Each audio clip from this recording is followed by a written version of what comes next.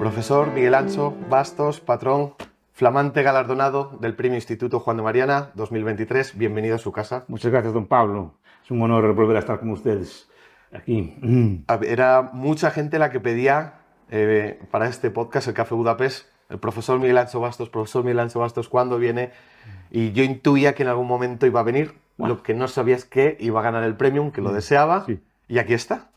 Por fin. Muchas gracias. Ya saben que ustedes solo tienen, estoy a su disposición siempre que pueda, claro. Es aclamación popular, yo creo, tanto el premio como su presencia. No acabo de entender por qué, pero bueno, se agradece. Es muy humilde.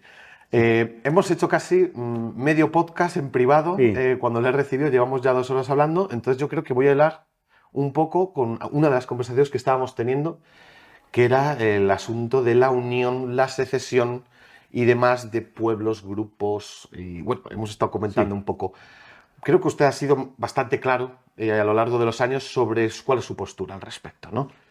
En este contexto histórico de España, ¿cómo ve la situación, ¿no? Tras el procés que tuvimos en Cataluña, ahora tenemos a Vox, un partido claramente nacionalista español y muy claramente unionista, públicamente. ¿Cómo ve la situación ahora mismo? Son dos temas. Para estas tierras. Uno es teórica, en el sentido de que ¿qué prefiero yo? Si la integración o la desintegración a nivel político. Yo prefiero, y ya lo puse muchas veces por escrito o en una conferencia, me gustan los modelos de desintegración política. Eso no quiere decir que no pueda existir una nación española, no puede existir una nación francesa, simplemente, pero una nación no tiene que estar unida en un solo Estado. Son cosas distintas. La cultura española puede estar en un Estado solo, pero puede estar en 20 Estados. Igual que la cultura iberoamericana está en 20 Estados y no pasa nada. Están en varios Estados y no pasa nada. Entonces, la idea es, ¿qué modelo defiendo yo? A mí, un modelo ideal sería, obviamente, adaptado a nuestros tiempos, sería el modelo medieval, ¿no? Una Europa dividida pues, en varios centros de unidades políticas. Dice, sí, real, ya lo fue, es decir, eso ya existió, ¿no? ¿Y por qué defiendo eso? Porque tiene una serie de ventajas, por ejemplo, a nivel de libertades, o a nivel de competencia institucional, o a nivel, por ejemplo, incluso de calidad de la moneda, ¿no? Hay muchos autores que tocan esto, ¿no? Pues Baechler, por ejemplo, con los orígenes del capitalismo, Rubén Zorrilla, un historiador argentino, o por ejemplo, Eric Jones, otros autores, hablan de por qué el milagro europeo. También Joel Mokyr, en algunos de sus escritos, ¿por qué el milagro europeo? ¿Por qué triunfa Europa y no China? O sea, cuando China estaba más desarrollada que Europa, por ejemplo, en el siglo XV. Pues hay muchas explicaciones, pero una de las que se da es que Europa estaba fragmentada, que Europa nunca estuvo unida, ¿no? En el sentido de que eso permitía, por ejemplo, que hubiera competencia entre los estados, competencia fiscal entre los estados, es decir, que un estado subiera los impuestos, los demás o no lo limitaban, o si uno lo bajaba no le quedaba otro remedio que competir con él. Por ejemplo, dificultaba la censura, en el sentido de que tú podías censurar libros o literatura en un territorio, pero los demás seguían publicándolo igual, como pasó así, ¿no? Eso lleva, por ejemplo, a una calidad de la moneda mejor. Usted puede hacer, pues, el conde de Rivadavia puede hacer moneda de papel, por ejemplo, ¿no? Vale, pero no se la cogen los reyes de al lado. Al final tiene que plantear, digamos, una moneda que se la cogen a todo el mundo, ¿no? Y al final esa fragmentación también unificó culturalmente, al final precisamente pues, porque se buscaban lenguas francas, se buscaban derechos francos, más o menos el derecho es más o menos el mismo. Entonces es una idea a participar, porque digo, parece que el logro de Europa está en estar unida políticamente. Europa siempre estuvo unida culturalmente, siempre estuvo unida más o menos religiosamente durante muchos siglos, o estuvo unida incluso lingüísticamente, en el sentido de que, por ejemplo, cualquier estudiante en la Edad Media podía estudiar en cualquier universidad de la cristiandad, porque las clases y los libros eran en latín, o sea, podía leer prácticamente cualquier libro, ¿no? O sea, esa fragmentación unifica, pero unifica de buen grado, unifica por las buenas, porque al final se acaban llegando a acuerdos, se acaban llegando a estándares comunes, ¿no? Eso por un lado, la idea de la unificación política. Después está otra teoría que plantea, por ejemplo, creo que era, no Schumacher, es que no me acuerdo ahora del autor, de Brigdag of Britain, que es un libro muy bueno, ya me acordaré después, ¿no? Que escriben un libro sobre la fragmentación de estados, perdón, sobre las constelaciones de estados. Aquellas épocas en la historia en la que existían en un territorio determinado muchas unidades políticas. Por ejemplo, de las polis griegas, que llegaron a ser casi 100 y crearon un montón de cosas, precisamente por el enorme dinamismo que hay, ¿no? Que empezaron a competir entre ellas, empezaron a generar ideas, había flujos de todo estilo, ¿no? Pero por ejemplo, las ciudades-estados del Renacimiento italiano, que es otro fenómeno semejante, que en el territorio de la actual Italia había un montón de ciudades-estado, que cada uno con sus pequeños reyes, pero que crearon un montón de literatura, de arte, en teoría política no cabe la menor duda, pero o sea, hicieron un montón de cosas precisamente por esa competencia dinámica que tenía. Algunos apuntan como Rudolf Rocker a las taifas también, el periodo de las taifas, los 70-80 años. Esto seguro que es más controvertido. Es bastante más controvertido. Yo normalmente compartía, por ejemplo, la visión tradicional de que las taifas eran un desastre, por el estilo. Pero vi a Rudolf Rocker, por ejemplo, en España, en un historiador francés que se llama René Guichard, y dice que no era así. O sea, bueno, que sí que estaban fragmentadas, pero por ejemplo la calidad de la moneda subió muchísimo, ¿no? Y que se estableció, fue una época de gran esplendor económico, sin parangón en la época, y de esplendor cultural. Una de las críticas... Precisamente porque hay competencia, hay muchos centros de cultura, muchos centros de producción, y al final, como hay que competir para mejorar con respecto a los vecinos, está siempre innovando. Usted piensa cuál es la ventaja grande de la descentralización. Si hay un fallo, si un rey, un duque en la Palmera hace una mala política, pues simplemente se queda circunscrita al daño que se hizo en ese país. Si es buena, simplemente los demás la copian. Así de simple. Pero eso aplica al revés también. Pero cuidado, si es mala, también se aplica a todo el territorio. Pero es como el Papa. Cualquier cambio que hace el Papa aplica de repente a toda la cristiandad de un día para otro. Sin embargo, sistemas pues, como el judaísmo, los rabís o el islam, las cosas buenas, un cambio bueno no puede aplicar a todo el islam, a toda la umma. Sí. Sin embargo, uno malo tampoco. Bueno, se queda aislado en el ese Papa, grupúsculo. el daño que puede hacer ahí es limitado. La Iglesia es muy subsidiaria, de todas formas, no es una organización tan jerárquica como parece. Pero creo que se entiende la idea. Es decir, y después, un gobernante efectivamente de un macroestado puede hacer una buena política, pero no sabemos si es buena porque no tenemos benchmark, no tenemos con qué comparar, ¿no? Como dicen los teóricos. Entonces, China estancó, efectivamente, China estancó porque estaba unificada. Pero yo creo una de las razones. China estaba unificada también cuando fue esplendorosa. Tuvo etapas. O el Imperio Romano. Y el Imperio Romano duró un tiempo y después decayó, ¿no? Walter Scheidel, en último libro, se llama Escape from Rome, dice que lo mejor que le pudo pasar a Europa es la caída del Imperio Romano. Y es un libro que también va en esta línea, es un historiador muy interesante. Por desgracia no está traducido, pero es muy interesante. Porque, repito, la pluralidad, el florecimiento de Europa, yo creo que se debe, supongo que hay más factores, ¿no? Pero en buena medida, religiosos o culturales o así. Pero yo creo que en buena medida también a su fragmentación política. Entonces usted no compra, digamos, estas tesis. Piensa en el capitalismo, antes de cambiar de tema. Piensa en el capitalismo. Más argumentos me dé mejor, desde luego. Sí, claro. Piensa en el capitalismo. Hay una leyenda, no sé, la vi relatada de varias formas, pero lo que me interesa es la idea. Dicen que el emperador Tiberio, creo que fue Tiberio, otros dicen Caracalla, pero creo que fue Tiberio, un inventor, le fue a ofrecer una máquina nueva o una nueva forma de hacer cristal, no sé cuánto, un procedimiento técnico nuevo. Repito que está relatado de distintas formas. Y le ofreció allí que esto mejoraba mucho la producción y el emperador Tiberio mandó a ejecutarlo. Es una leyenda, repito. Mandó a ejecutarlo y destruir la máquina, sea cual fuera, ¿no? Y dice, pues, con el argumento de que quedaba la gente sin trabajo y que dejaría mucha gente sin trabajo esa máquina, esas cosas. Bueno, ahí está, hasta ahí bien.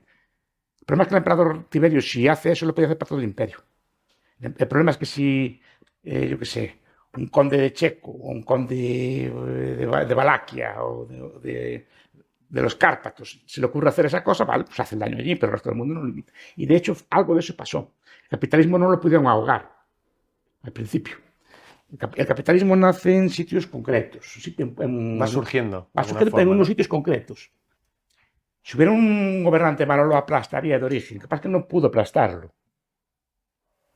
Podía aplastarlo, y de hecho, porque el capitalismo es muy revolucionario. Siempre hubo sectores que estaban en contra de él. Todos los sectores son más terratenientes. Y a día de hoy también. Y a día de hoy también, ¿no? Pero no solo por ideología. Digo sectores también poderosos. Muchos emperadores, si hubiera un emperador europeo así, no creen que podría haber aplastado ese invento del capitalismo. ¿Qué pasa? Que no pudo. Si aparece en Flandes, si Flandes es independiente, si aparece en algunas zonas del Reino Unido, el Reino Unido tiene capacidad, los demás no pueden interferir ahí. ¿Qué pasa? Que como aquello tuvo tanto éxito, consiguió sociedades tan prósperas, no le quedó a los demás más que imitarlo. Pero si hubiera un estado único, es como el emperador chino que le prohibió a Zheng comerciar o viajar por el resto del mundo. Pues simplemente paró el comercio y punto, porque le apeteció a él. Ningún gobernante europeo podría haber hecho nada semejante. Entonces, esa es la idea de la confrontación, de la división de poderes, en el sentido de poderes reales que existan así, no que se lleven necesariamente mal. Unos argumentos que se usan, por ejemplo, es que evitan las guerras. Sí, es cierto. Es cierto. Iba a ir a eso, ¿no? Que las taifas cayeron ante unos reinos cristianos más unificados. No, bueno, tenían miedo a los reinos más unificados y después trajeron almohades y almorávides. Que eran un poco más... Para que venían del norte de África para poner allí. Pero hubo 2 épocas en las taifas, ¿no? Pero no es la cuestión de la taifa. Digo que los 70 años que duraran, independientemente de eso, también cayeron las ciudades estables, las polis. Es decir, pero no es eso. Durante los años que duraron, aguantaron. Y ya que hablamos de guerra, es decir, por ejemplo, Europa no pudo ser conquistada. Nunca fue conquistada. Bueno, algunos se quedaron quedaron cerca, fuera, ¿no? El Islam y los mongoles... Pero el Islam no pudo. El Islam le pudo el Estado español visigodo. Estaba centralizado. Después ya no pudo pasar de ahí. Y es más, el Estado visigodo cayó en unos años, en pocos años. Dicen que por pacto, sí, bueno, muy rápido. Sí, pero fue muy rápido. Porque creo que a Roma le costó 200 o 300 años conquistar la península ibérica. Los musulmanes le costaron 7 años.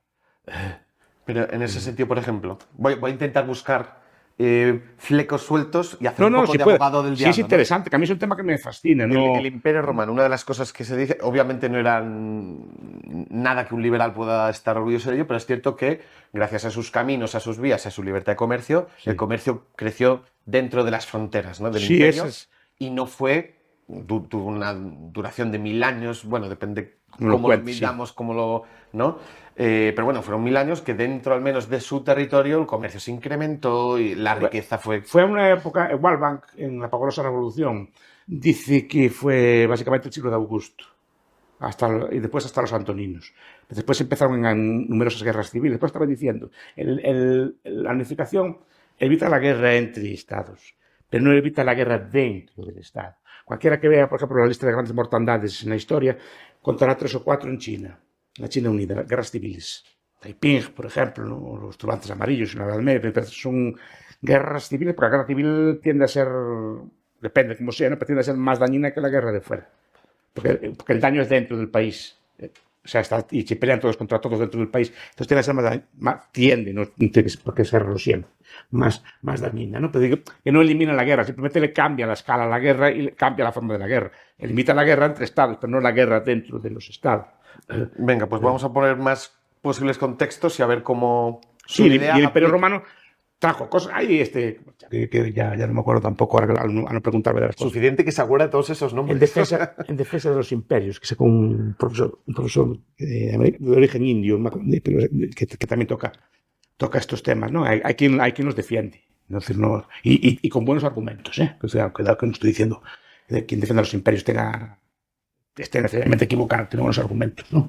Hablando de imperios, tema lo hemos tocado... Pero digo que Roma hay que verla, Roma no dominaba el territorio como lo dominamos aquí. Bueno, claro, es otra... Yo veo, por ejemplo, en la ciudad de Lugo hay una muralla del siglo III, y contra quien peleaban en el siglo III. Porque dominaba las ciudades, pero no dominaba el territorio. Había, por ejemplo, en todo el Imperio Romano Occidental, había luchas de bagaudas, o circuncediones, o sea, había revueltas de campesinos, había un dominio de los núcleos de comunicación, había un dominio de las urbes, pero no dominaban el territorio de la misma forma que se domina un estado hoy. Pensamos que Roma era como hoy, no tenía capacidad logística de dominar un territorio como se domina hoy. Había carreteras, sí, pero no son como las carreteras como las de hoy. No había teléfonos, no había todos los elementos de normalización que tiene un Estado. El censo, por ejemplo, los nombres y los apellidos.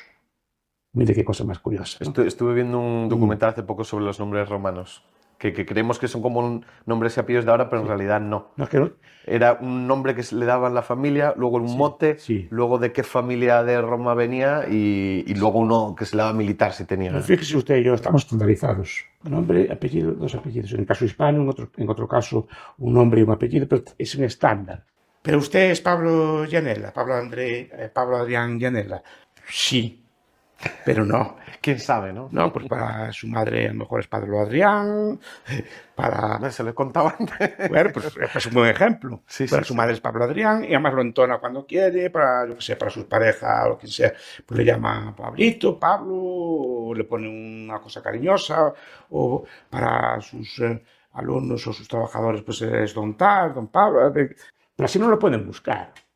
Es decir, yo soy el señor Bastos, pues soy el hijo de la señora Nieves y tal, nieto del señor difunto del señor Bastos, ¿no? Bueno, pues no. Donde soy yo me conocen así, o me conocían así, mejor dicho, pero me conocen cuando era pequeño. Me conocen así, yo identificaba de quién viene siendo. Pues mi abuelo está. Así no estaba, me puede buscar. Puede notificar una multa o me pueden reclutar para el servicio militar o cobrar impuestos. No, necesita algo estandarizado, no vale decir mi dirección, ¿no? ¿Dónde? Calle del Ángel, como estamos ahora, 24, tercero de.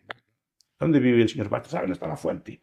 Sube 20 metros para arriba, al lado de la casa de la señora Isolina, ¿saben? Pues allí vive el señor Bastos. Y es lo real. Si tengo que decirle a alguien dónde vivo, digo así. Decirle a alguien que no me conoce, a un tal dónde está la casa tal, me diría allí donde está la fuente. Así no me pueden buscar tampoco. Tienen que normalizarme.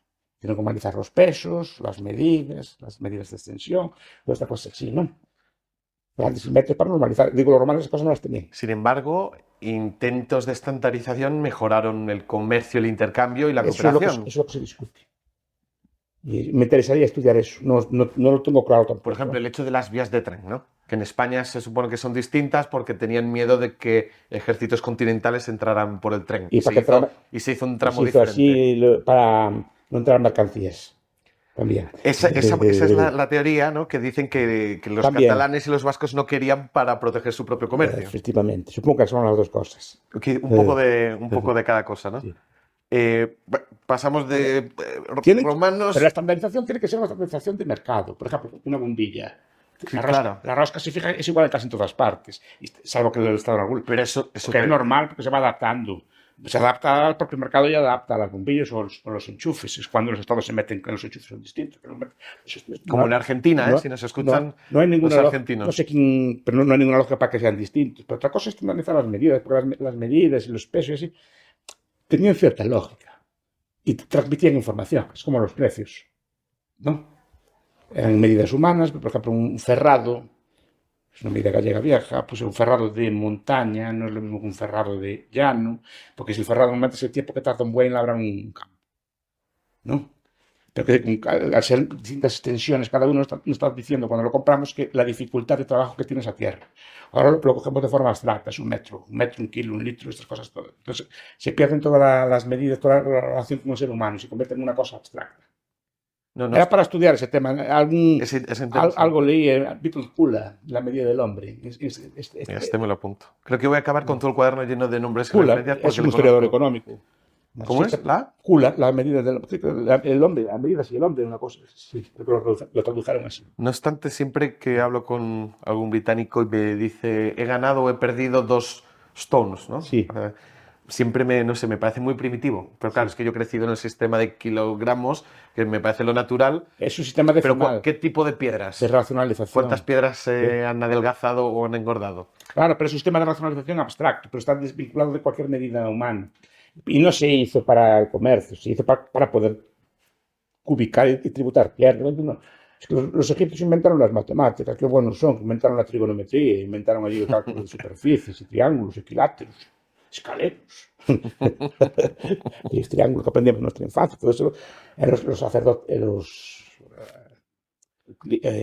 geometría de Euclides y los sacerdotes egipcios, pero no lo hacían por amor a conocimiento, lo hacían para poder en mapas calcular superficies y tributarlas después. Y todas estas estandarizaciones vienen para esto. Por eso digo, es una forma de dominar. El romano estas cosas no las tenía. El censo, el carnet de identidad, todas estas cosas que tenemos ahora. Esto facilita el dominio por parte de los gobiernos. El carnet de identidad, no por tenerlo, sino por quitártelo. Imagina que se le quite el carnet de identidad. Yo ya no podía estar hoy aquí. No me dejarían subir en el avión. En los trenes creo que ahora también lo piden en algunos. ¿Pero en Estados Unidos? Estados Unidos no. Estados Unidos no tienen carnet. Pero los estados modernos, lentamente, pero está en una discusión sobre esto. En el Reino Unido tampoco. Hay discusiones sobre esto. Pero son documentos que simplemente tienen su función, igual que el pasaporte. Son herramientas de control, de penetración. que diría Charles Tilly, ¿no? En el sentido de que el Estado tiene capacidad de penetrar a la sociedad de una forma que no tenía antes, que el romano dominaba, pero no dominaba con unas formas de dominio que tiene hoy. Entonces había muchas gente que digamos que vivía al margen del Estado. Eso también James Scott, en sus libros, habla mucho de esto, la mítica Zomia, ¿no? Que son territorios de estatalidad que duraron milenios, ¿no? Vamos. Y después me preguntaba por el caso español, ¿no? Iba a pasar de la Pax Romana y su... No, estaba diciendo que en principio se podría discutir la idea de la fragmentación política y desde un punto de vista liberal, en el sentido de que establece competencias. Y la competencia normalmente, por ejemplo, un país pequeño, Andorra, puede permitirse el lujo. Pero Andorra existe porque, sí, existe porque realmente, España y Francia lo permiten. Que existe. Y existió, y de hecho es más antigua que España y que Francia. Sí. Es más antigua.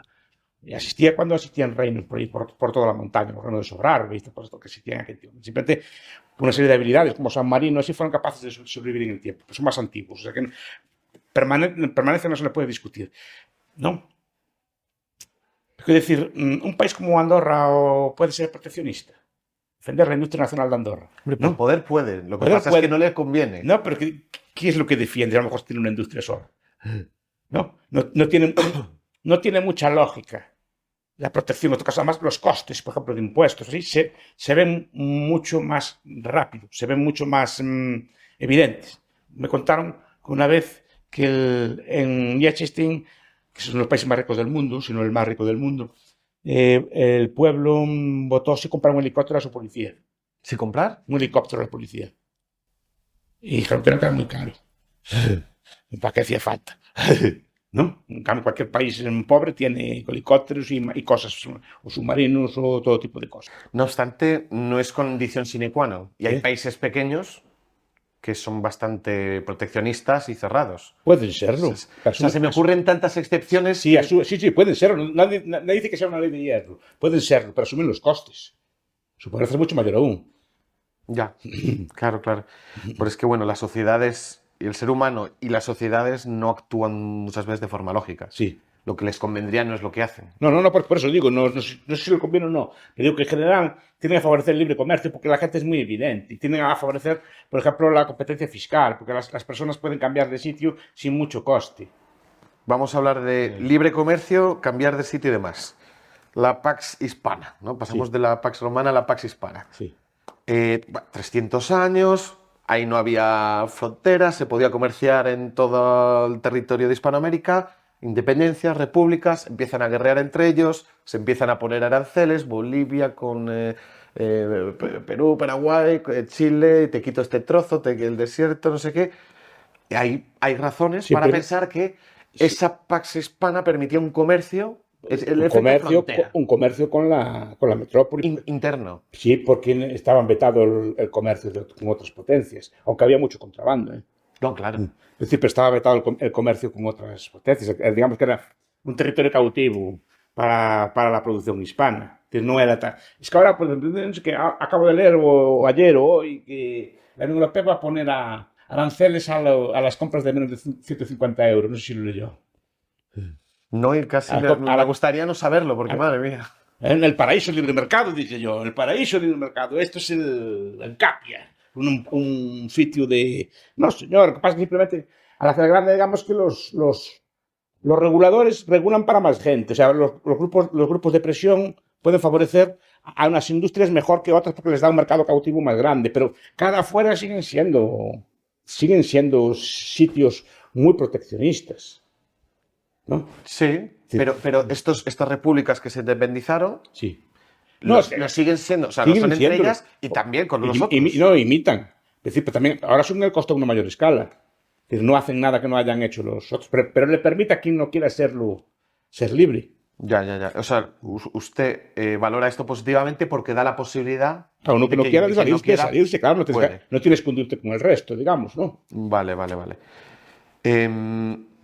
El efecto frontera, que sería un poco la última crítica a esto, Portugal, España tenía un efecto frontera que se estudia bastante y se ve cómo pueblos han vivido de espaldas. Si usted es gallego, lo puede fue por épocas, saber un poco más. Sin embargo, ahora en el momento que hubo la Unión Europea, se incrementó, año tras año, el comercio de Portugal a España se incrementó. Si a mí, por ejemplo, la idea del mercado común no me parece mal, la idea de que los pueblos comercien entre sí. y entre ellos sin barreras ni cosas por el estilo, que se puedan llegar a acuerdos incluso de movilidad de personas o de movilidad de capitales o de movilidad de mercancías. El problema es crear una superestructura por encima. Pero no sé qué falta hace. Es cierto, pero ¿no cree que la forma más sencilla de hacer un mercado común es teniendo una unión política? Ojo, puede ser muy A descentralizada. ver, fue la estrategia que se siguió. Pero yo no creo que la estrategia sea crear una unidad económica. La estrategia es crear una unidad política. Creo que en Europa hubo este debate. Estoy hablando también de memoria. No contaba hablar de este tema. Entonces hablo de memoria. Hubo un Me he debate. pillado con la guardia baja, entonces. No que me pille con la guardia baja, no contaba hablar de estas cosas. Normalmente, si sé que voy a hablar de un tema, pues por lo menos repaso. No, Bueno. sé que hubo un debate entre los que querían integrar primero políticamente y después económicamente, y los que querían primero integrar económicamente y después políticamente. Triunfó la tesis de integrar económicamente. Spillover, que Sí, se llama en y querían inglés. crear, y por eso crearon el euro primero antes que la unidad política, ¿no? Esa es la idea. Pero la idea en última instancia es crear una especie o sea, se de estudia. Estados Unidos europeos. Una cosa de ese estilo. Yo creo que será Ever Closer Union, como decía así el Tratado de Constitución. Sí, no, decían que cada pasito que se daba, primero pues el euro, un banco central unificado, el Schengen, el espacio Sí, Schengen, eran pasos que iban a hacer que el resto de Sí, queremos imitar. fueran Queremos uniéndose. imitar a Estados Unidos o a China. Mira qué grandes modelos. En vez de ser Europa como fue siempre, no queremos Bueno, pero Estados Unidos, y yo no soy, para que no me acusen, ¿no? de ser americofílico, ¿no? Sí. Tiene un modelo relativamente muy descentralizado que es interesante, ¿no? Sí, Con no, propias leyes en los estados. O sea, no estaría tan mal parecerse, al menos en algunas cosas, a Estados Unidos. Pero nosotros ya venimos de algo mejor. Ahí está la cuestión. Pero bueno, ya sabe que es que eso mejor es percibido por los que nos rodean como algo medieval, que era terrible. Pues claro, yo me defiendo de la Edad Media, soy una defensora de la Edad Media. Lo sé, lo sé. Y muchos problemas vienen de crear estados grandes. A ver, hay autores que dicen que buena parte de las luchas, capaz que no se puede decir, no. Buena parte de las luchas fueron luchas de intentar integrar Europa. Napoleón, por ejemplo, ¿no? O Carlos V, que también tenían una idea de ese estilo, Sí, ¿no? sí. O Hitler. De hecho, yo he llegado no a estoy leer... diciendo que la UE sea Hitler, ¿eh? No estoy diciendo nada de eso porque no es lo mismo. Aunque no me gusta, no es lo mismo. Hay que decirlo claro. Es más pacífica, más democrática, no es lo mismo, ¿eh? Cuidado que no se confunde. Pero fueron intentos de integrar Europa por malos medios y siempre acabaron mal. Ahora se intenta por las buenas, ¿no? A ver si funciona. Pero repito que a mí el ideal no me gusta. ¿Él? El ideal de un Estado europeo. Y básicamente porque es ajeno a Europa. ¿Pero es siquiera posible? ¿Qué? ¿Es siquiera posible? Se está intentando. Yo creo que no va a avanzar. Yo creo que no va, yo creo que no va, efectivamente, creo que no va a hacer uno más, va a tener problemas serios de gobernanza interna, por el estilo, pero además no me parece algo indeseable. Yo creo que Europa recupere su genio. Su genio es tener una cultura común. Aún a veces sorprende, usted va por Francia o va a otros países europeos, quitando el idioma, la forma de vida, la forma de razonar, la forma de pensar, los libros, es bastante semejante a la nuestra. Depende de qué zonas, ¿no? Depende de qué zona, pero a lo mejor va a sitios que hablan su idioma y no está tan cómodo culturalmente, me refiero. Sí. Yo lo hemos comentado también antes, promover, y voy a responder una pregunta que la gente que nos ve se hace. Lo hemos hablado antes del Imperio Austrohúngaro, ¿no? Sí. Es decir, sin desunirse, manteniendo una unión en cosas que les convenían a todos los integrantes, ¿no? Que los austriacos no se podían pasar demasiado, porque los húngaros se levantaban, los bohemios, bueno, los checos también. Cada uno hablaba su idioma sin problema, comerciaban, cada uno se especializaba en una cosa y ya está. Y no digo que, o sea, no es un ejemplo que yo promueva para la actualidad, pero entiendo que en ese periodo histórico, en ese contexto, funcionaba más o menos bien. Y surgió la escuela austriaca, una revolución industrial bastante decente en esa zona y demás. Es por eso que se llama Café Budapest. Sí. Por es cierto, que lo preguntan el a veces. imperio no busca homogeneidad. ¿Lo ve ese imperio, ese modelo para esa época? ¿Lo ve algo Es que interesante? El imperio normalmente no tiene interés en homogeneizar. Digamos que la homogeneización es de forma más o menos espontánea, pero no quiere hacer una ley para todo el imperio igual. Respeta normalmente las costumbres de cada sitio, mientras le pagan tributo al emperador, todo lo demás les da más o menos igual. No hay un intento de asimilar. Eso lo hace más bien el Estado-Nación, que quiere que todos los nacionales sean, pues hablen el mismo idioma, tengan el mismo jacobinismo que hemos estado comentando antes. Tengan el mismo dinero, tengan la misma organización administrativa, y digo yo, ¿por qué? ¿Dónde está la bondad de eso? ¿No? A ver, esta frase, la historia es... está basada entre la dialéctica entre estados e imperios, que es de la gente de la Fundación Gustavo Bueno y Adláteres. ¿Está de acuerdo con esto o no? Algo sí, bastante. A ver, Spruit. Esto creo que mucha gente se va a sorprender de... No, a ver, digo que hay una dialéctica. Es decir, Spruit, en Estado soberano, no está traducido, es Estado soberano y sus competidores, me parece que se llama así. Bueno, es una traducción mía, ¿no? O sea, no está traducido, pero el título sería así: Estado soberano y sus competidores. Creo que como el Estado-nación se impone a sus rivales, y sus rivales es la imperio, es una forma sobre todo el imperio austrohúngaro, pero la forma de imperio, ¿no? Que es una forma como una superestructura, pero como muy laxa, ¿no? Sí, muchos checks entre ellos, No, muchos pero intereses no es también. un dominio que el emperador manda, sino que es como una figura así, digamos, de referencia, ¿no? A las ligas. Las ligas es una cosa que, por ejemplo, a una persona actual le horrorizaría. De Liga Hanseática, Sí, ¿no? porque nuestra cultura de mapa es el estado homogéneo. Entonces nos enseñamos de pequeños, pues España la pintamos de color rojo, Portugal de color verde, Francia de color naranja. Todos hicimos esos dibujos en la escuela. Entonces, ¿por qué? Porque todo lo que hay aquí es así, todo lo que hay allí es así, ¿no? Nos horroriza el enclave. Pues es que el enclave lo desclave. No hay nada más bonito para mí que un enclave. Sí, pero es que nos horroriza. Estamos todo el día pensando en Gibraltar o en Ceuta y Melilla, o cosas así. Los marroquíes piensan en Ceuta y Melilla, ¿no? Cuando lo normal es como era antes, que había ese tipo de figuras, eran así. Entonces la ANSA, las ligas, que había más había una liga lombarda, había una serie de ligas. Pues una ciudad con una serie de tratados con otras ciudades como ella, pero rodeadas de territorio que no era de la liga. O sea, eran enclaves, pero en enclaves separados territorialmente que tenían relaciones entre ellos. Comerciales, moneda o leyes. Pero claro, como hoy estamos acostumbrados al Estado compacto, nos horroriza que en medio de un Estado compacto, pues que haya una ciudad allí en el medio, que no esté bajo la soberanía del rey del sitio, ¿no? Digo que nuestra imaginación muchas veces es una imaginación geográfica. Y después también las ciudades-estado. Esas eran las formas que convivían en la Europa medieval. El Estado-nación, por las razones que fuera, se impuso. Y no puede ser que se haya impuesto de una forma natural por una simple competición, que es lo que defienden los buenistas, es decir, es Pero una no es evolución.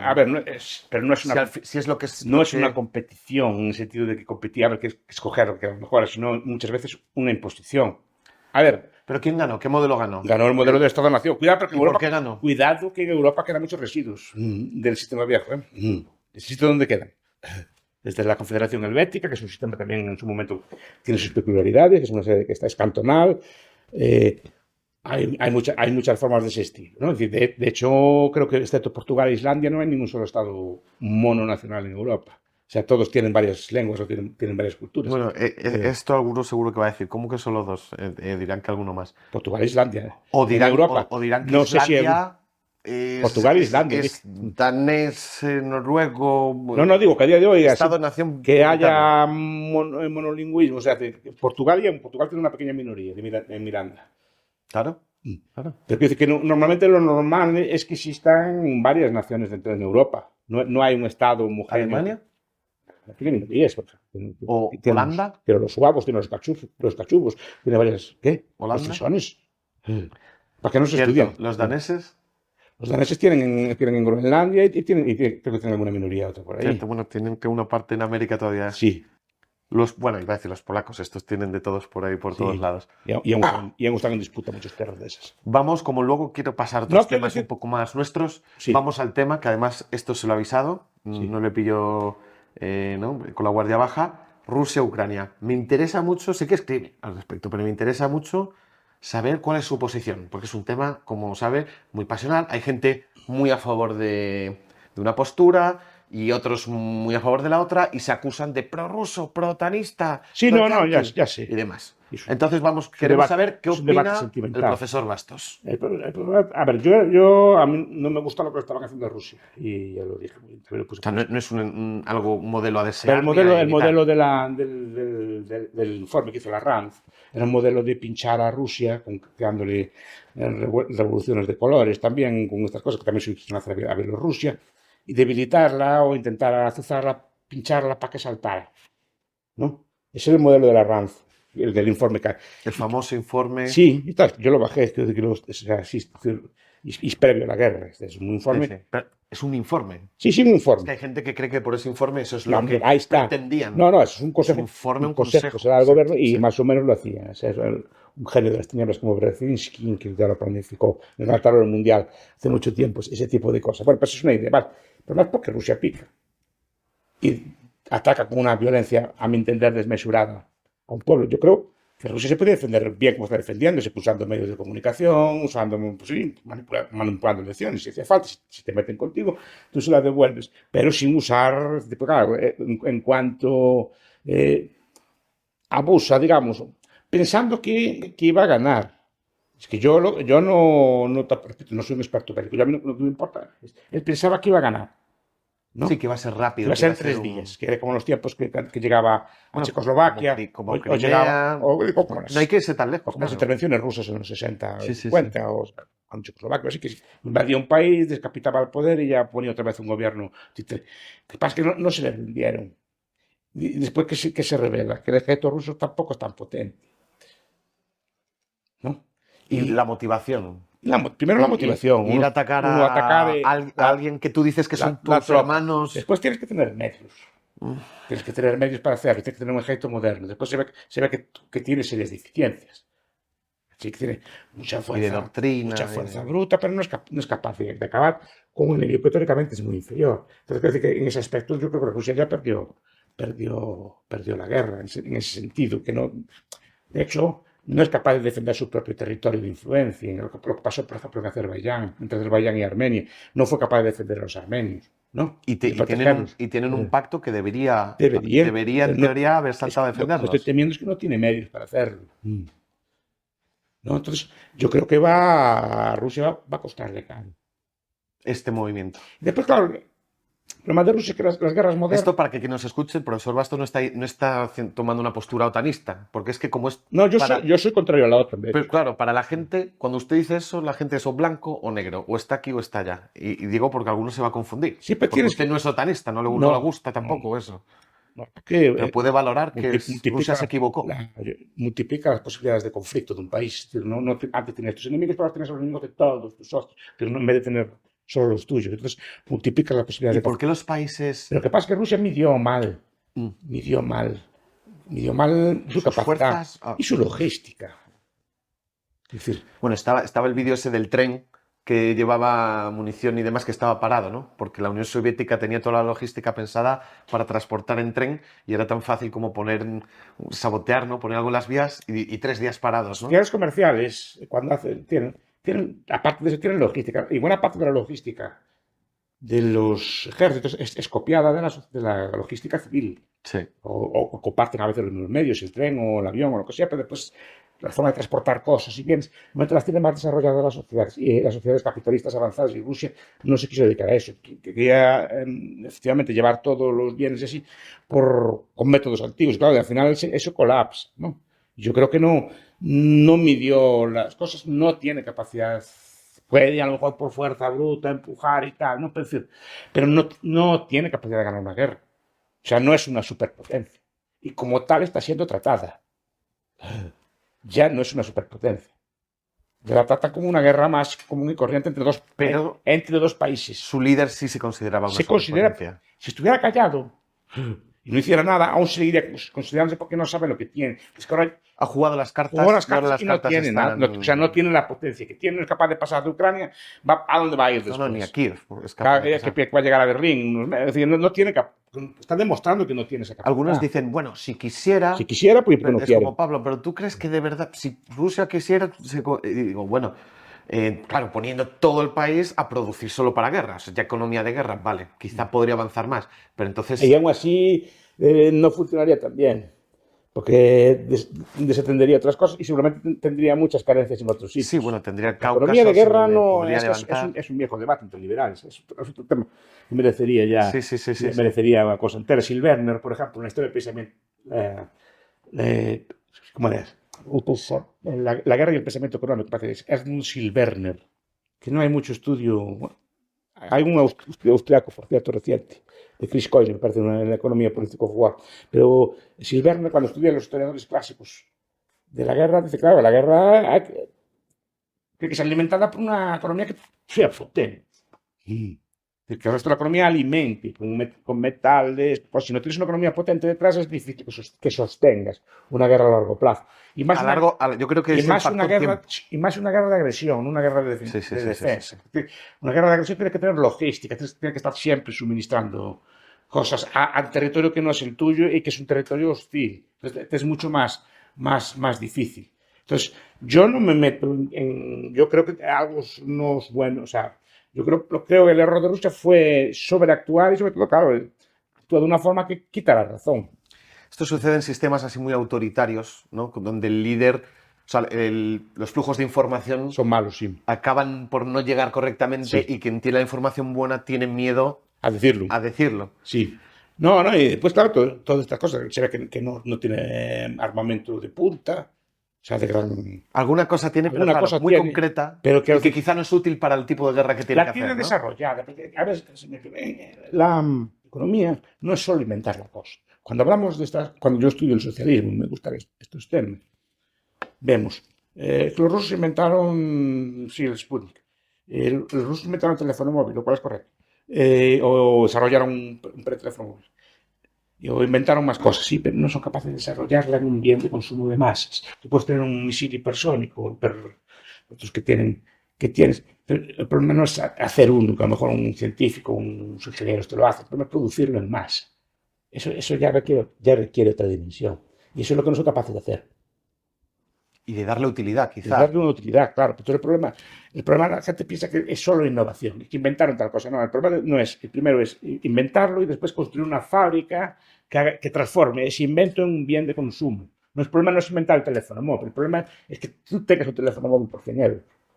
Ese es el problema. No tener un teléfono móvil para la oligarquía, ¿no? Y eso es lo que hace el capitalismo. Transformar el invento del científico, del ingeniero, del sabio, en un bien de consumo de masas. Pero eso requiere capital. Y cierto, Capital, un mercado no muy y intervenido. una clase obrera trabajadora y unas fábricas que sepan hacer. ¿Usted sigue utilizando concepto de clase? No uso el concepto de clase, pero Pero lo acaba de lo hacer. acabo de hacer, pero lo hice conscientemente. Digo para entender, no dice que me gusta hablar de los obreros. Los obreros son una parte fundamental del capitalismo, de la más importante. Y nunca se reconoce, ¿eh? Y a mí me gusta que se reconozca también. Bueno, debería, ¿no? Sí, y yo creo que Debería. No hay capital sin capitalista No, ni yo hablo del sin obrero. trabajo, O sea, es. No siempre hablo del capitalismo, hablo del trabajo también. El trabajo es necesario. Aunque no es la fuente del valor, es un debate ya de este estilo, de otro estilo, sí que es muy importante. Yo creo que sí, son trabajadores formados, serios, etc. Esos bienes pueden persistir tampoco sin fábricas. Sin fábricas y sin capitales que construyen esas fábricas, ¿no? Pero hacer un metal requiere pues, de tener aluminio en grandes cantidades, de saber laminar el aluminio, de saber alearlo, de saber hacer fábricas. Eso requiere una futuro, no es solo el invento, ¿no? Y ese es el problema, que a Rusia creo que le falta capacidad productiva. Una economía creo que muy independiente del petróleo. De los recursos. Y si quedara ahí podía hacerlo, y aunque en muchos aspectos es innovadora, creo que Moscú es un podio comercial, o es una ciudad que llevaba mucho el libre mercado. En cambio, no. ¿Por qué no imita Rusia? O sea, cuando la Unión Soviética se deshace, tenía, según sus propios ejemplos, ¿no? Tenía tantos ejemplos a su alrededor de países que, saliéndose de estos sistemas, progresan, prosperan y demás. ¿Por qué no lo hizo? A lo mejor porque llevaba más tiempo de socialismo, a lo mejor porque tenía otro tipo de élites, ¿no? Que no querían hacer esto, que hicieron otra cosa. Pero claro, tiene muchos modelos, incluso dentro de la propia antigua Unión Soviética. Tiene Estonia, Letonia y Lituania, de ejemplos. Por ejemplo, de países como los quitas del comunismo en 40 años. ¿Cuándo fue fue en el 90, ¿no? Fue hace. 92 o así. No, la independencia son en el 91. Deben hacer 30 años. ¿Cómo pasa 32 el años. tiempo? Sí, pero 32 años. Aquellos países ahora superan a España. Claro. Esto también lo estábamos hablando, ¿no? De Sí. Estonia, bueno, Sí, sí. República Checa, Polonia, que Y están ahí. Polonia ya está a la par, como dice usted. De alguna forma, claro, se entiende un poco a los ucranianos, no diré todos los ucranianos, pero una mayoría de ucranianos, que aún étnicamente, sí, culturalmente, no vamos a entrar en esos temas, ¿no? Históricamente, pero que ven que los polacos se juntaron más con estos Y ve que prosperan, claro. y hicieron más estas políticas y les ha ido mejor. Y es que yo no quiero ser como los bielorrusos, Sí. que se mantienen dentro del cerco. Sí. Y pero... no levantan cabeza. Y además, el problema es que son fronterizos. Claro, claro. O sea, los ejemplos son claros. Sí, los polacos se fueron y hacen esto y ahora están pues con una riqueza similar a la de los españoles. Sí. ¿Quién lo hubiera dicho? Sí. Hace 20 y 30 pico años. años. Los estonios también, los bielorrusos no. Claro, es un incentivo a cambiar y a cambiarse de bando o a Pero moverse si muy un grande. sistema no desarrolla ese modelo, no tiene la capacidad después de poder alimentar una guerra victoriosa. Entrada porque ya no se metería en una guerra, ya de entrada. Un país de ese estilo, países capitalistas, esto puede ser una energía que tiene menos tendencia a hacer guerras que el resto. ¿Los países? Capitalistas, porque dirán Estados Unidos, si Estados Unidos hace guerra. Pero el capitalismo no es un sistema que le favorezca la guerra, a diferencia de lo que piensa la gente, aunque quede atavismo. Peter decía que era un atavismo de querer mandar, de imperio, un atavismo humano, ¿no? Sí. Pero al capitalismo no le beneficia nada la guerra, contra lo que piensan muchas personas. Sí, lo que yo suelo escuchar es como que no, los recursos, ¿no? Miren, las guerras de África, Irak, el petróleo, todo esto. Es lo que suelo escuchar, ¿no? No vale nada, los recursos no valen nada. Vamos ahí porque esta es una de las frases que yo, amigos que no son liberales ni tienen nada que ver con esto, cuando le escuchan, porque les pongo sus vídeos como aprenda algo, siempre esto les deja completamente bloqueados. El recurso Los recursos son la cabeza de las naturales personas. no valen nada. Vamos por no valen nada, así que valen, hombre, pero valen. Bueno, Es decir, tienen el valor que se le asigna, ¿no? Es decir, los árabes vivieron centenares o miles de años encima de las mayores reservas probadas de petróleo del mundo. ¿Por qué no lo aprovecharon? ¿Por qué los indios caribes en Venezuela no montaron la Standard Oil? Tenían todo el petróleo del Orinoco y tenían todo el petróleo de aquellas tierras que son también. ¿Por qué no lo crearon? Porque el recurso estaba ahí, pero para ellos no es un recurso. Cuentan que cuando Gengis Khan no fue su nieto, no me acuerdo quién fue, cuando los mongoles conquistaron Bagdad, fue su nieto que fue Ulegu, pero no me hagan caso. Conquistaron Bagdad, unas divisiones que tenía, había tanto petróleo en el suelo que clavaba un palo en el suelo, salía petróleo y el pata fue para divertirse. No tenía utilidad ninguna. ¿Para qué valía el petróleo? El petróleo vale cuando alguien es capaz de destilarlo y hacer queroseno y combustible de lámpara, cuando aparece una cosa que se llama motor de explosión, que requiere de derivados de ese trasto. Pues que antes en sí no vale nada. Es que en general un recurso no es un recurso. Cualquier cosa, muchas cosas hipotéticamente pueden ser un recurso, pero no lo son porque aún no descubrimos su uso, ¿no? Pero antiguamente teníamos madera. Madera era el recurso, ¿vale? Pero después alguien descubrió que el carbón ardía muy bien también, pero para hacer carbón ya necesitas más sofisticación, pueden ser unas pequeñas minas, unas cosas así. Entonces tienes carbón y madera. Después alguien descubre que el petróleo también arde y también da energía. Entonces tienes madera, carbón, petróleo, pero ahora tienes el viento, el sol, la lluvia, los ríos, el calor de la tierra, las mareas, ¿no? Y las cosas que podemos ver, no sé cuántas puede haber, porque dice que ahora tenemos más recursos, cosas que antes no eran recursos. Por ejemplo, ahora las hojas de este árbol que está aquí enfrente nuestro, ¿vale? Antes eran unas hojas que se barrían, ahora en Galicia le llaman, bueno, en España también le llaman biomasa. No sé, se puede hacer también, se pueden hacer calderas, se puede hacer energía, pero son unas hojas de árbol, sí, pero alguien descubrió que si las calientes, que si las cuecen, no sé cómo hacen con ellas, pero aquello usa energía, calor y un montón de cosas, ¿no? Es decir, ahí está la idea, es decir, el recurso es la cabeza del humano, no es el recurso. Que es lo que transforma. Esto es un debate que se da en la economía política de la guerra. Sí. No trascendió mucho, por ejemplo. Imaginen que, yo qué sé, cualquier pueblo, invaden ¿Los? Malayos, por no meterme con nadie. Malayos, no, vale. O cualquiera. Los malayos también están ahí. Mis hermanos, que estuviste allá, ahora de Myanmar. Pero no es por meterme con nadie, es por poner un ejemplo. Un pueblo cualquiera que invade a otro. Imaginen que los malayos invaden Silicon Valley. ¿Qué consiguen? Nada. Nada, porque el recurso de allí son gente haciendo apps y haciendo cosas por el estilo. Pues es el más sitio más rico del mundo, pero allí no hay recursos, ninguno. Invaden el Japón. Se hacen ricos invadiendo el Japón. ¿El Japón qué hay?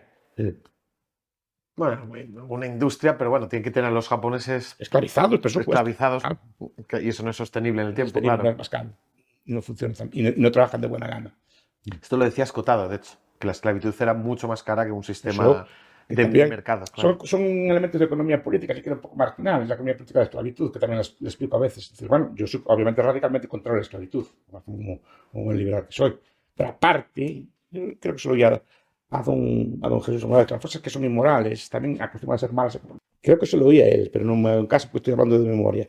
Y en este caso tiene razón. Aparte de ser inmoral, es un desastre económico.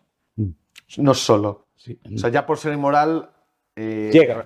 No, pues llega. inmoral llega. Pero es que además. No... Es lo que dice, lo que es inmoral, además. ¿Y por qué se mantuvo tanto tiempo? Se mantuvo por presiones de algunos colectivos, pero en Europa fue donde se acabó, por ejemplo. Se mantuvo por. Bueno, porque sobre todo se mantuvo porque había mano de obra barata, casi gratis conseguida. Porque el problema de la esclavitud, parte, repito, de su inmoralidad, son los costes que tiene. Por ejemplo, tiene que tener costes de vigilancia. Y se le suma el coste del trabajador. El trabajador normalmente no trabaja más. O sea, tiene que tener, aparte tiene el riesgo de que le escapen, tiene que tener un controlador para que le trabaje, porque el trabajador no cobra por el sueldo. Repito, es lo que Fogel o Mark Thornton estudian así la economía de la esclavitud. Es Eugene Genovesi también tiene trabajos interesantes sobre esto, ¿no? Y después, por ejemplo, y esto es cruel, pero el capitalismo es cruel, pero precisamente no favorece esto. Es decir, en caso, si usted tiene un esclavo, por ejemplo, que le costó 200 monedas de oro, usted lo manda a una mina, a un andamio. Bueno, es que me hace una pregunta. No, es un ejemplo teórico, ¿no? Te digo como economista liberal. Es que no sé esto en el largo plazo que... Digo que si usted tiene un trabajador que le costó 200 ¿Qué costó 200 monedas de oro, no un trabajador bueno, ¿vale?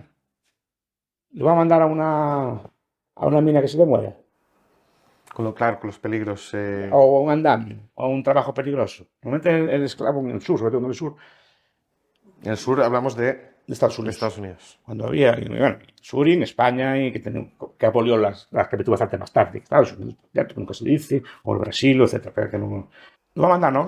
Los trabajadores de esclavo normalmente se usaban para la agricultura, para la recolección y para el trabajo doméstico. Para los trabajos arriesgados se usaba trabajo libre, porque si morían no eran de nadie. O sea, no se perdía capital invertido, ¿no? Más muchos, por ejemplo, los romanos tenían sistemas de amortización, tal forma que el esclavo podía comprar su libertad, tal forma que cuando el esclavo tenía, por ejemplo, 40 años o estaba mayor, podía comprar su libertad y comprabas un esclavo nuevo con el dinero que te daba el esclavo viaje. Era un sistema que había sistemas de este estilo, no era tan o sea, que había pensamiento al respecto, digamos, ¿no?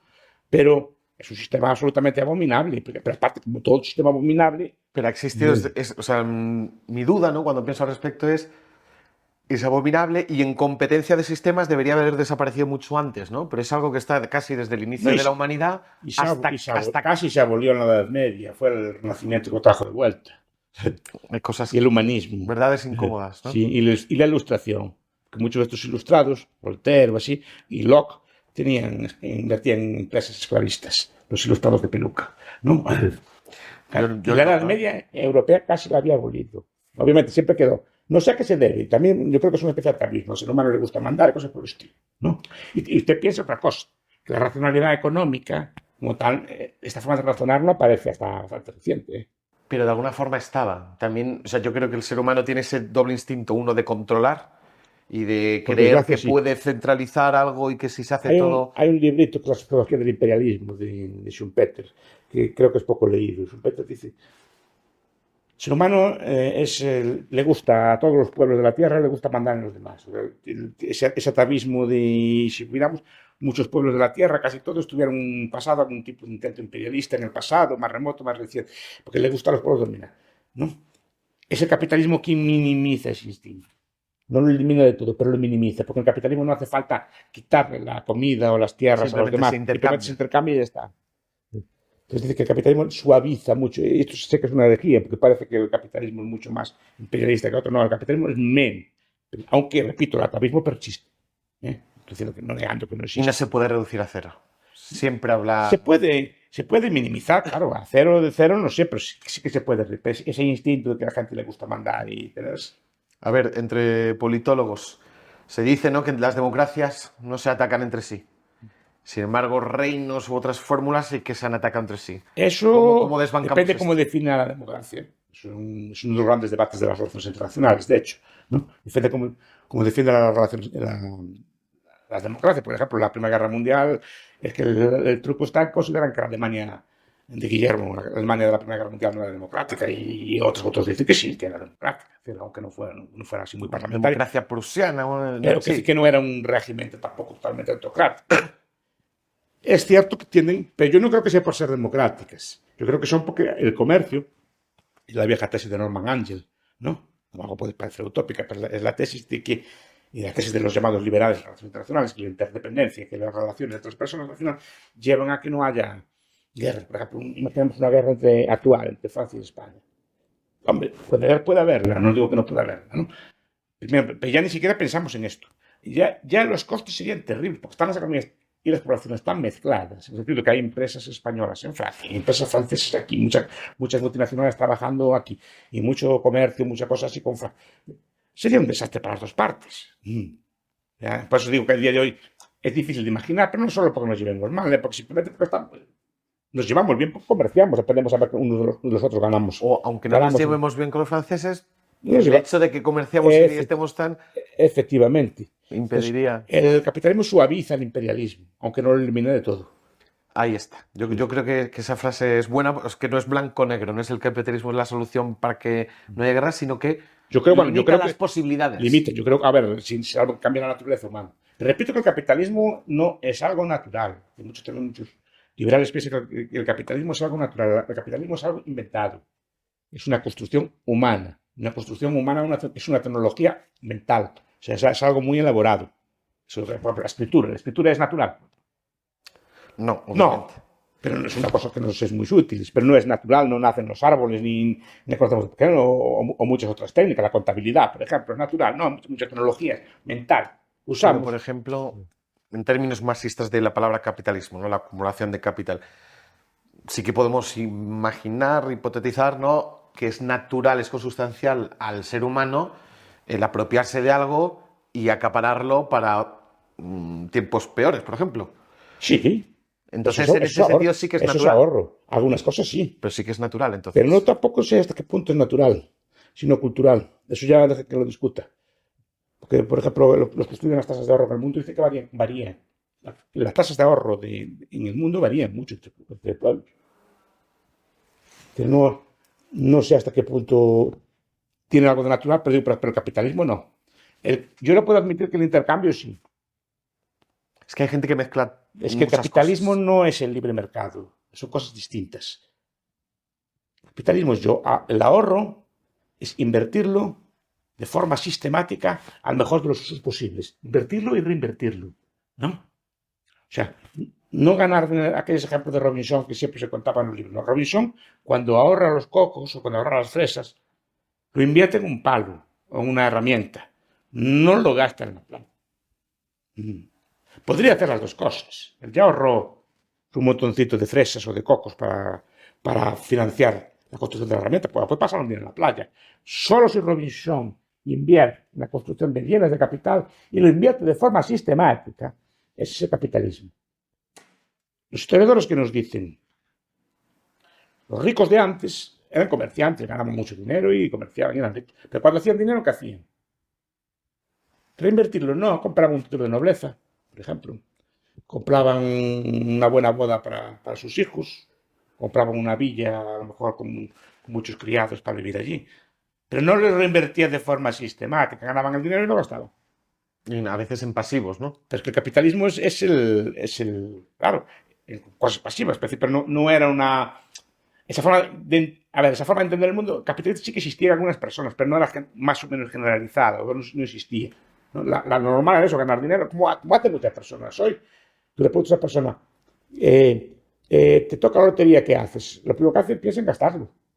No dice, voy a ver, puedo conseguir un interés del 3%, ¿cómo lo invierto para sacarle provecho a este millón de euros que me tocó? No, lo que hace es... De media dicen que a los 6 años mucha gente desaparece el dinero. Mucha gente sí, porque eso no es capitalismo. No eres rico. Tú piensas que estos futbolistas, piensas que estos cantantes que salen en la televisión, estos así, que ganan grandes fortunas. No, son ricos, pero no son capitalistas. ¿Quién es capitalista? A lo mejor un panadero que venden, es mucho menos rico, pero todos los años aparta un dinero para amortizar su horno, para dentro de 20 años comprar un horno nuevo, está siempre buscando nuevas tecnologías, ahorrando para comprar máquinas nuevas, y lo que gana lo reinvierte en su panadería. Eso es capitalismo, eso no es generalizado, es un invento humano muy sofisticado que requiere de muchas cosas y que se está perfeccionando. Requiere, por ejemplo, de contabilidad. Por eso dicen, ¿cuándo se inventa el capitalismo? En el siglo XV, y lo inventa Luca Pacioli. ¿Y por qué dicen Luca Pacioli? Porque fue el monje que inventó la contabilidad moderna, ¿no? De doble entrada. Después necesita un dinero más o menos sano. Necesita una banca, necesita seguros, necesita cámaras de compensación. Instituciones. Sí, necesita cosas que se van desarrollando, no existen de los tiempos, se van a ocurrir mercados de futuros, ¿no? O sea, va inventando cosas que van perfeccionando el sistema de tal forma que se permite que ese ahorro que hacen las personas sea siempre invertido de la mejor forma posible. Una bolsa que nos dice, un beneficio que nos dice, fíjate aquí, fíjate aquí, fíjate aquí. Una pérdida que nos dice, quítate de ahí, quítate de ahí, quítate de ahí. Entonces, los capitales están siempre fluyendo de los sectores menos rentables a los más rentables. Están siempre primando los bienes que la gente en cada momento demanda más. Es un proceso, pues, lo que decía, es un patrón de destrucción creativa, que pasa que ese proceso se destruyen empresas, pero se crean otras nuevas. Ese es el proceso del capitalismo. Y eso no es nada humano. Lo normal, repito, lo normal es ganar, gastar. Para crear una sociedad que sea capaz de privarse del consumo inmediato, eso requiere cultura. Entonces, Y religión y más cosas, ¿no? La tesis de Weber es que la religión crea capitalismo. En el sentido que la religión te da un incentivo para que tú tu dinero que ganes no lo gastes. Que seas frugal, seas ahorrador, digamos, que no gastes en vicios. la religión en La general, religión en general es una forma de vida que te enseña a controlarte a ti mismo. Te enseña control, autocontrol. Te dice, esto es pecado, además un control que no es estatal, es pecado, no hagas eso que es malo, sigues tus consejos y te refrena.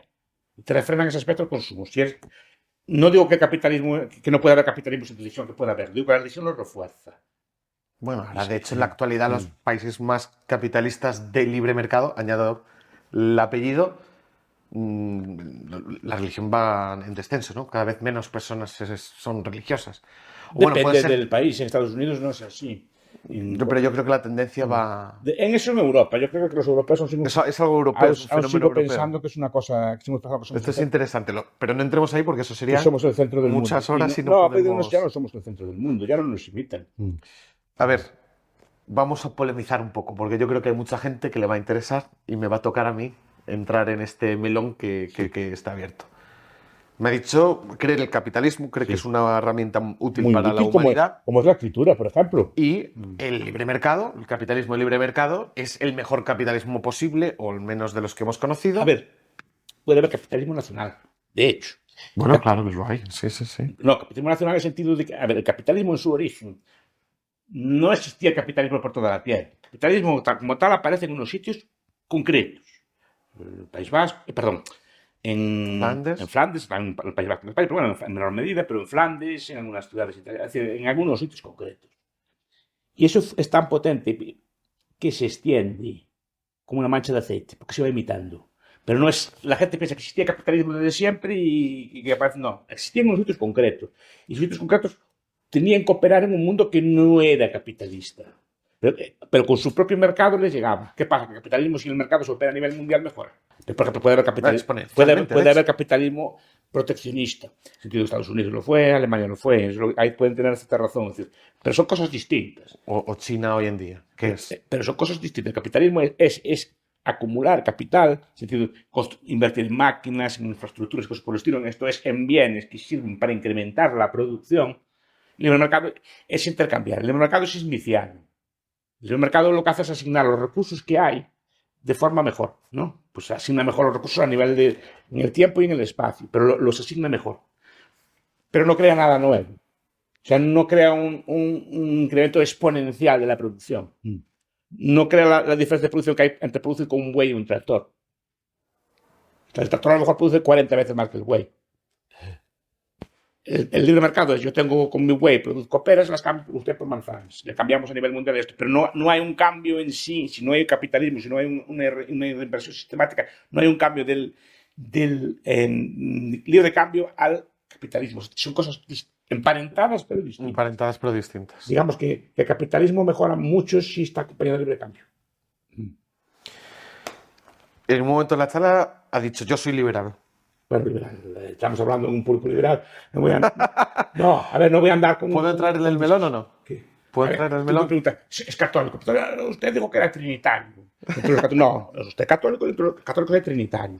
No, digamos, yo digo, estoy hablando para un público general que es liberal y cosas por el estilo, a eso me refiero, dentro de esa amplia familia. De la amplia familia Podría liberal. estar. Yo soy de una cosa concreta. Pero a la vez, ¿el liberalismo es pecado o no? La pregunta Tiene algo de maestra. el liberalismo hispano, sí, tiene algo. ¿Y cómo usted, como católico y liberal, de nuevo, no muy etiquetado, pero liberal, entiéndelo, dentro de esa gran familia, tiene alguna vez algún sentimiento de disonancia? No, pero repito que no. es que depende a qué le llamamos liberal. También liberal como democracia, por desgracia, son palabras gastadas. No, aquello que decía Sartori de estirar los conceptos. No, es decir, que no se sabe muy bien qué significan. Indalecio Prieto decía, soy socialista fuerte liberal. Vale, muy bien. Liberal también, Courbet cuando explicó un libro que es casi, o Pascal Salin, Sí. cuando en el liberalismo, que es un libro casi anarquista, se tradujo así, es un libro casi, diría que casi de todo, pues también se llama liberalismo. Entonces, ¿qué es? Liberalismo es el libro de John Rawls, ¿no? Ya. Entonces, ¿qué es? O Keynes también era liberal. También, ¿qué es liberal? Unamuno, Azaña y todo el mundo son liberales, doctor Marañón, son liberales, ¿vale? ¿Pero qué es ser un liberal? Entonces, que es una palabra tan, digamos, carente de contenido concreto que todo el mundo aplica. Igual que democracia. Todas las repúblicas populares son democráticas, ¿no? Entonces, Hombre, yo creo que democracia es peor aún, está más prostituida. no, claro, ¿no? son conceptos que no tienen una definición clara, entonces todo el mundo puede apropiárselos o decir que no. En ese aspecto, bueno, si estamos hablando para público general, pues claro, si empezamos en cosas concretas, ya... O sea, ¿hay un liberalismo que es pecado? No, a ver, cuando digo liberalismo pecado, yo me refiero al liberalismo hispano, que es contra el que hablaba Que decíamos antes, el padre Sardá y Salvani, que escribe el libro, ¿no? El liberalismo hispano lo primero que hace es expropiar a la Iglesia. O sea, muy defensor de la propiedad privada no parecía, ¿no? Lo primero que hace es subir los aranceles. El camarada Cangargüelles, ¿no? Supuestamente era muy liberal, lo primero que hace es subirlo a niveles bastante más altos que los del antiguo régimen, ¿no? Es liberalismo, no sé qué es, capaz, le llaman liberalismo porque creían estas cosas, la división de poderes y que hubiera un gobierno responsable, estas cosas así, pero en el ámbito económico no lo es. Pero claro, lo que hizo fue centralizar el Estado, ¿no? Y concentrar cada vez más poder en sus manos. De hecho, construyen el Estado español. Entonces, no sé qué de liberal tiene eso. Ahora, claro, como la palabra liberal es tan amplia, el liberalismo es pecado, y el padre también se refiere al liberalismo. Armesilla dice lo mismo, pero de otra forma, ¿no? Porque él dice, no, los liberales auténticos son esos... ¿Los qué?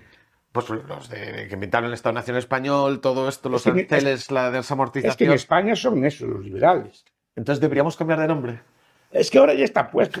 Claro, es que el problema es esto. ¿Somos demócratas? Sí, todos lo somos. Ahora explicitemos. Bueno. Democracia, por ejemplo, asamblearia, como defienden los... ¿Qué democracia? Claro, que democracia. Pero demócratas teóricamente somos todos.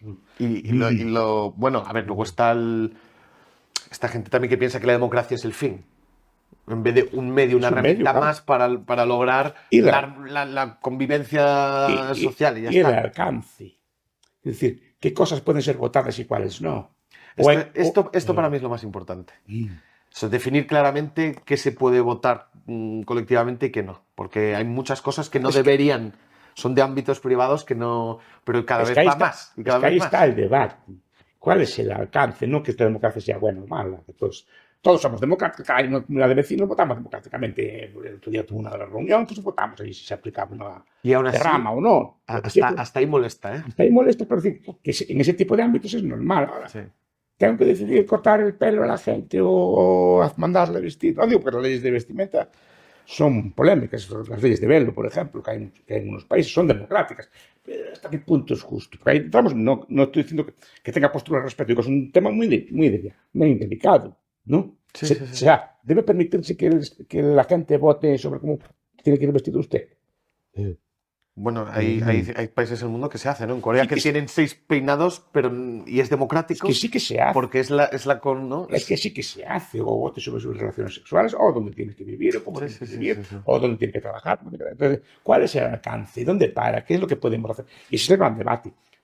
Y de hecho, los liberales, lo que debatimos básicamente es cuál es el alcance, qué cosas puede regular o no la democracia. Y los politólogos liberales deberían quizá trabajar más en esto, yo creo. No se trabaja mucho. No se trabaja. Se trabaja en la forma, que si la democracia es imperiana, que si la democracia Sí. así. ¿No? Pues, Venga, le voy a preguntar, como sí. no tenemos ya mucho tiempo, tenemos que prepararnos, ¿no?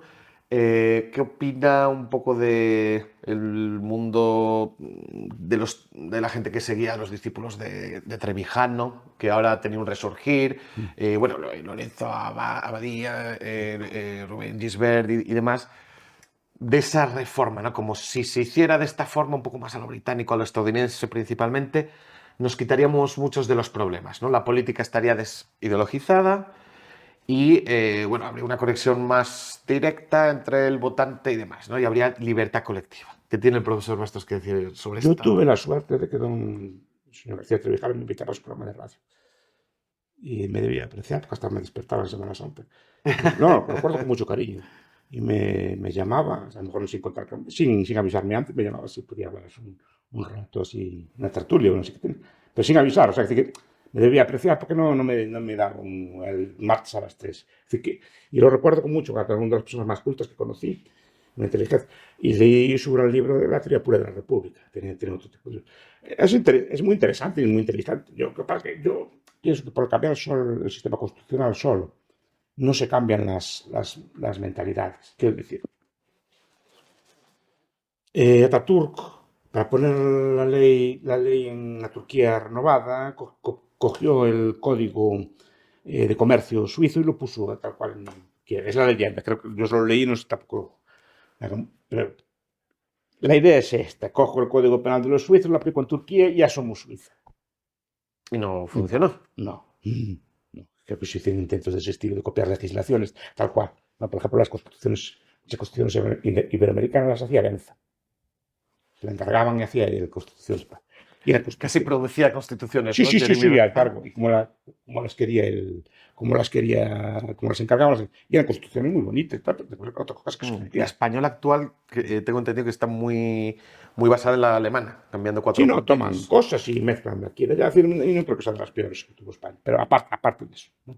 Que no confío. Pero la idea de que un documento político escrito en un papel te cambia un país, no. Yo creo que es más, ellos no son constitucionalistas, ¿no? Pero es más el sistema de representación. Ellos dicen que a día de hoy no hay representación. Es que don Antonio, lo que leí yo es lo que defendía, por ejemplo, le gustaba, estoy hablando de memoria y me perdonen los... Bueno, aquí hablamos de memoria. No, digo, yo tomo notas, yo aquí, no las tengo. Traté más fue a don Rubén Gisbert. ¿Sí? Y lo traté más. Me entrevistó una vez y tengo ganas de hablar con él. No hablo, una persona muy, muy interesante, ¿no? Siempre como buen televisionista. Lo bueno de estas escuelas, también de Gustavo Bueno, sacan gente muy brillante, ¿eh? Porque saben porque tienen método y les enseñan. Y eso me gusta, no aprenden así, van guiar. Yo lo que veo es que, por ejemplo, es que hay este debate, ¿no? Por ejemplo, del distrito uninominal, o sea, que se escoge en cada... Que usted, digamos, conozca al diputado. Vale, estos sistemas pueden ser mejores o pueden ser peores. Es decir, no hay un sistema perfecto. Quiero decir, vale, un candidato solo por lista, porque yo la vi en la Restauración. Y se le daban el puesto de padres e hijos en muchas circunstancias de este estilo. Además, porque normalmente al ser pequeño acabas controlando. Por eso se quitó. Dicen que favorecía el catequismo, ¿no? Por eso digo, no es solo el sistema. Es que si la población pues está, digamos, implicada en política, pues ese sistema puede funcionar. Pero si la población no está implicada en política o no cosa, ese sistema pues puede ser como ya lo hubo aquí. ¿No? Puede ser desvirtuado, ¿no? Entonces no es el sistema solo, yo creo que es la sociedad en sí. Es decir, yo creo que da un sistema, yo qué sé, malo como el nuestro, o el código penal, el código turco a los suizos, y los suizos lo adaptan y lo ponen a su gusto y siguen siendo suizos. Es decir, no.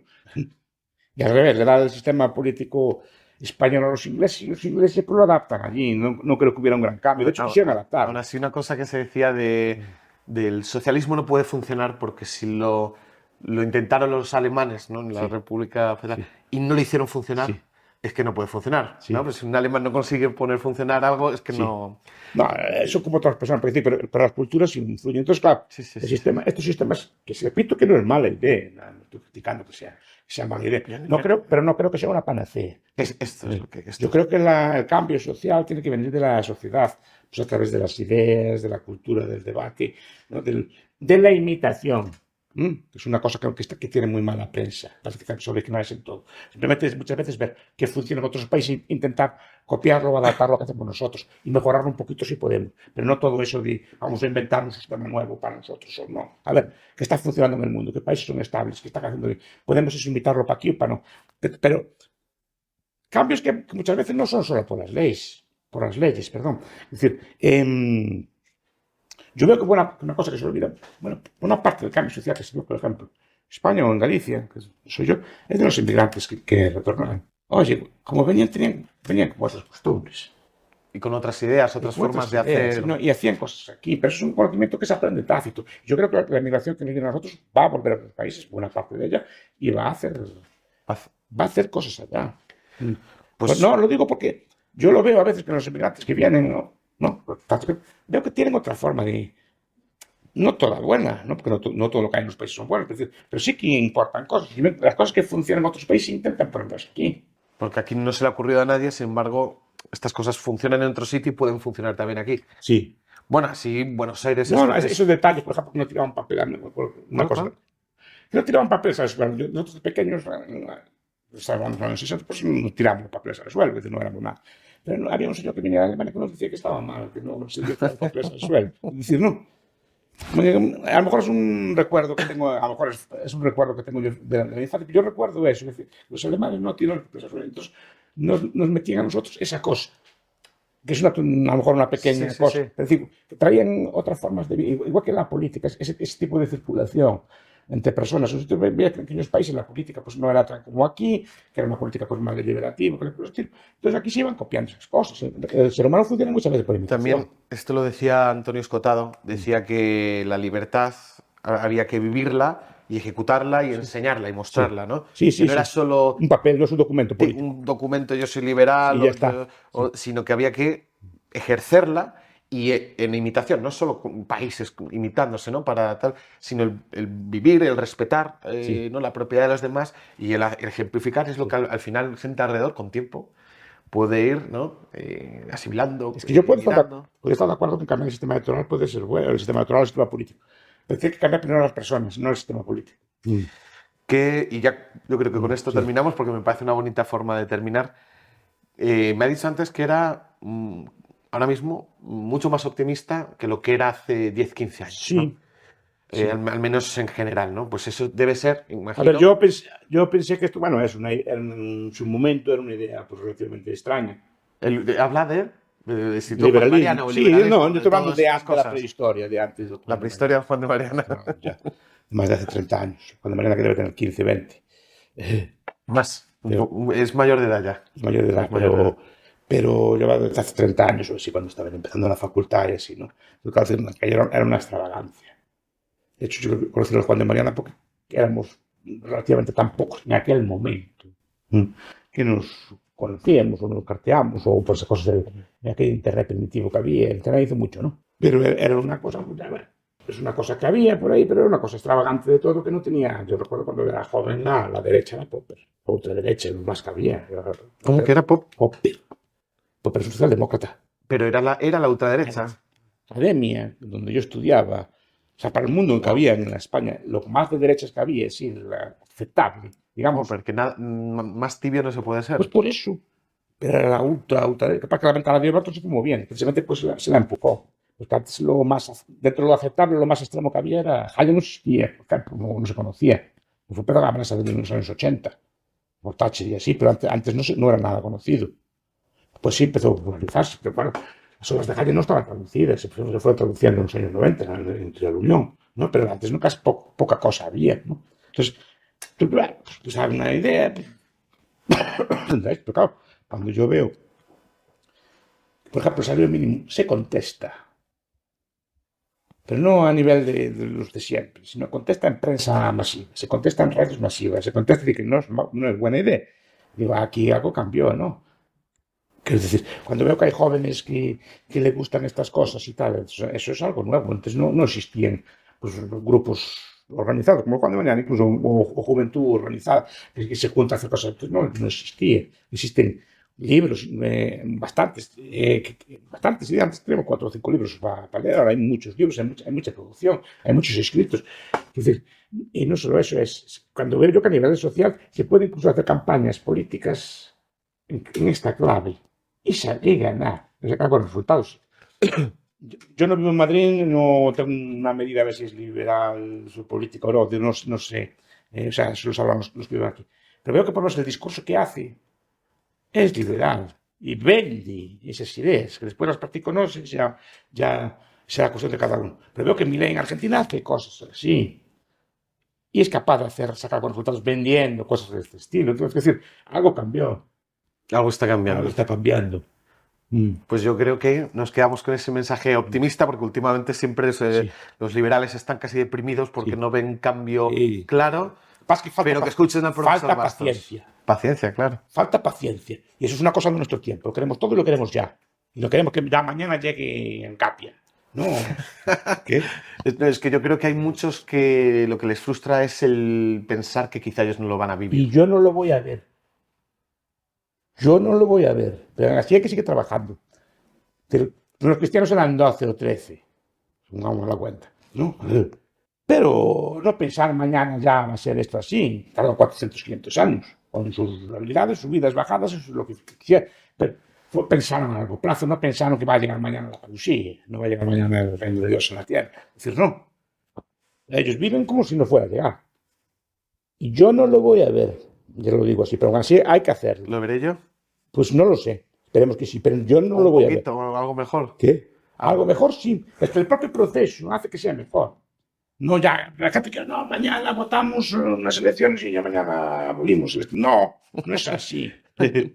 Aunque Sería sea increíble abolir el Estado con unas elecciones, ¿no? No, que no se puede abolir el Estado así de noche a mañana. El ideal es ese, pero que la gente dice, no, hago un botón y ya lo prohíbo. No es así. Tiene que hacerse ensayos como capitalismo, ensayos pequeños y a pequeña escala, si se pueden hacer.